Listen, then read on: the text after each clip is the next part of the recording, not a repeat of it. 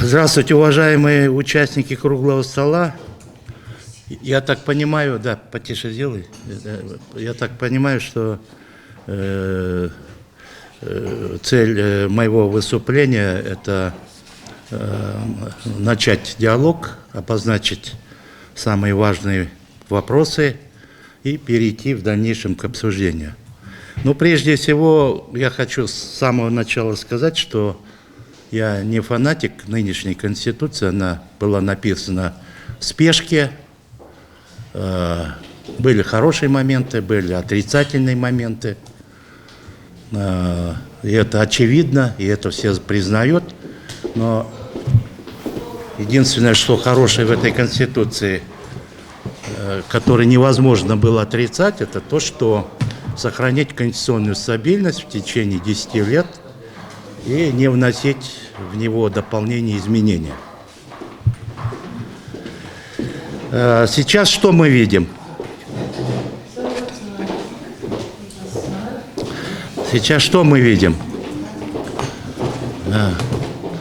Ну, во-первых, декларация идет о том, что конституционная реформа должна была быть проведена с целью реформирования судебной власти. Потом от этого отказывается, через полгода говорят уже о углублении и совершенствовании парламентаризма. То есть цель реформы – это обеспечить переход к парламентской форме правления, да? Хотя политические заявления все 6 лет или 5 лет мы говорили о том, что мы уже живем при парламентской системе. Вообще парламентаризм, он имеет свои правила и свой способ организации. Если эти правила будут нарушены, то трудно говорить о парламентаризме. Я хочу сказать, я дальше потом перейду, о том, что это будет уже 9-я или 10-я попытка изменения Конституции в Кыргызстане.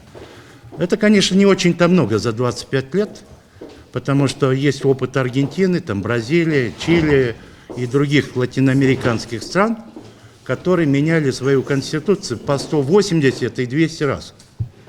Потому что там каждый год к власти приходили диктаторы военные, и каждый перед собой ставил цель написать Конституцию под себя. И в конечном счете такая практика, через 200 лет они вышли 30 лет тому назад, эти страны вышли на путь демократического развития, хотя все это можно было сделать в свое время и без такой крови. Если бы юристы и политики Латинской Америки немножко дружили с наукой и законом. Поэтому почему неуспешно все время проводятся новые конституционные реформы? Потому что мы продолжаем латиноамериканскую и африканскую практику. То есть продолжаем переписывать Конституцию под себя. И этот зуд конституционный начинается в тот момент, когда кончается срок очередного президента. Это точно так же аксиома, как каждый президент свои выборы проводит досрочно. Посмотрите на страны СНГ, ни один президент не провел свои выборы в срок, указанный в Конституции. Кроме России. Так, третий вопрос. Я хотел бы обратить внимание на роли. Какие будут определены роли? 3 Конституции есть раздел о правах человека, но самое главное все-таки государственное устройство. Это институты президента, правительства, парламента, взаимоотношения между ними и балансы между ними. В общем, насколько я вижу, в общей части Конституции нету такой ключевой вещи, которые есть в парламентских республиках. Парламентские системы, они отличаются от президентских чем? Тем, что у них нету четкого разделения между ветвями власти. У них нету такого четкого понимания законодательной, исполнительной и судебной власти. При президентских системах и смешанных системах, полупрезидентских, это требование главное и основное. Это принцип, по которому строится власть. Сейчас то, что там премьер-министры и вице-премьеры, можно туда и министров засунуть, потому что в Германии, например, в Великобритании, министры тоже сохраняют за собой право на депутатский мандат. Правда, там не они сами сидят и голосуют, а голосуют вместо них, их место занимают заместители депутатов. Но у нас по-киргизски сделали. Они будут и сами законы инициировать, и сами же принимать. Это нарушение, ну, просто, скажем так, это то, что называлось раньше абсолютизмом, монархией. Король раньше был и главой исполнительной власти, главой законодательной, главой судебной, и даже был иногда главой религии. То есть совмещение в одном лице всех ветвей власти. То есть это вот мы сейчас видим здесь. Надо определиться с ролью президента, в конце концов. Я потому что посмотрел, не надо весь этот текст читать, я не стал тратить попусту время. Неизвестны ни имена, ни фамилии. Я думаю, ответственные юристы, которые ценят собственный профессиональный уровень, знания, никогда бы не подписался под этим документом, поскольку такой документ может написать только юрисконсульт, которому приказали написать этот документ. Ни один уважающий себя ученый или эксперт под таким документом не подпишется. Поэтому, если посмотреть на статус президента, если мы идем к парламентской республике, то почему усиляются полномочия президента?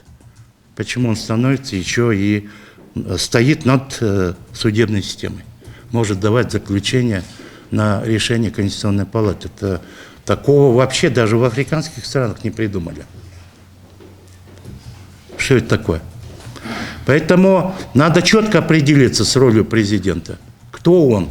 Либо он рефери, судья, который возвышается над ветвями власти и в случае кризисов начинает вмешиваться и урегулирует этот кризис.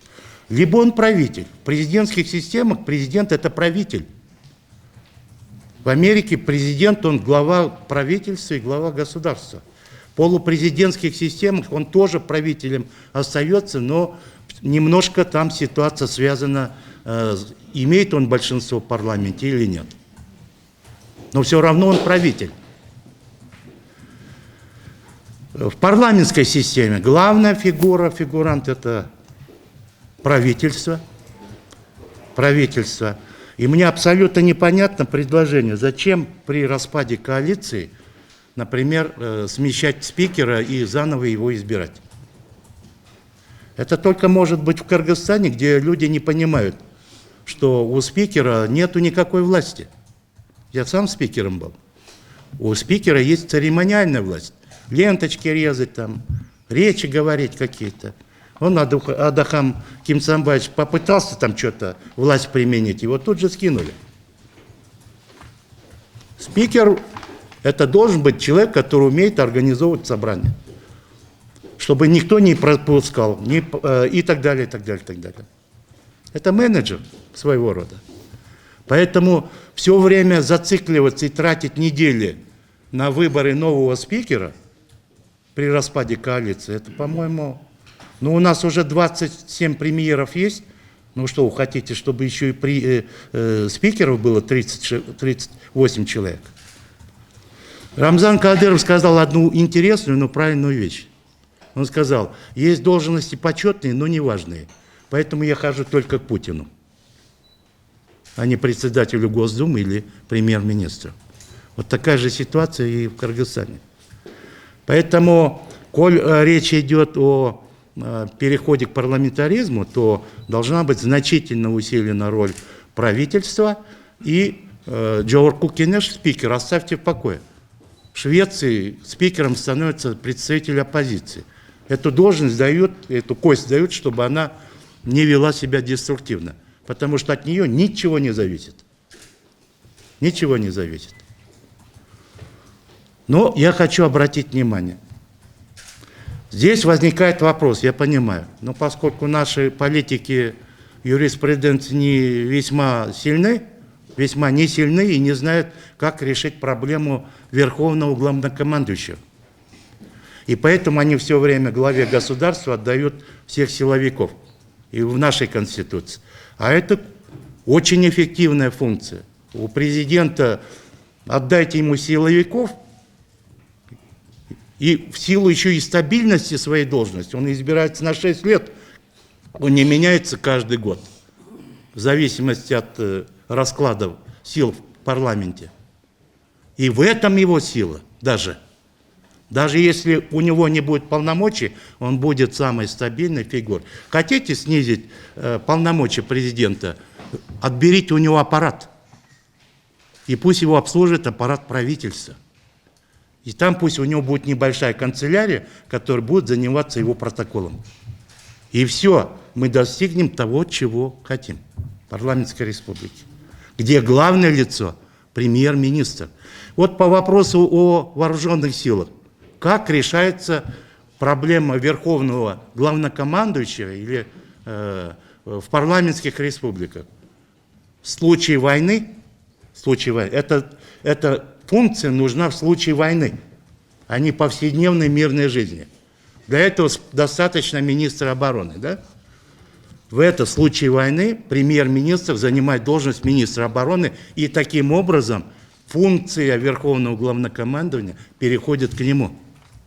Уважаемые мои коллеги, я просто не знаю, что сейчас делали с нашими вооруженными силами, потому что там сейчас 2 головы, министр обороны, который ничего не решает, и все решает начальник штаба. Хотя в нормальных системах начальник штаба, он всегда подчиняется министру обороны сначала, а потом уже премьер-министру. То есть верховный главнокомандующий, президент, фигура весьма номинальная. В Германии тоже президент Гаук, он верховный главнокомандующий. Но у него нет этих эффективных функций. Вопрос-то в этом. Он не имеет права вызывать министров там, финансов, строительства, обсуждать проекты строительства дорог и так далее, и так далее. Он просто хороший дядечка, отец нации, который должен обращаться, и в случае кризиса он вступает в свои полномочия. Не каждый, вот в Италии, например, президент очень силен. Вот благодаря тому, что там был очень сильный президент. Вот недавно он умер, они никак не могли выбрать, и выбрали его на 114 или 115 попытке. Дотошно так избирали. Потому что Джорджо Наполитано, он долго сидел на этой должности, завоевал авторитет, все ему доверяли, и найти ему замену было очень сложно. Вот Джорджо Наполитано мог посадить премьеров в разные стороны и сказать: ребята, хватит, давайте. И они его слушали. Но благодаря личному авторитету. Все-таки киргизы существуют уже на протяжении 3000 лет. И политическая система, которая была выдумана нашими предками, она была эффективна и не дала нам умереть, как другие народы. Где эти...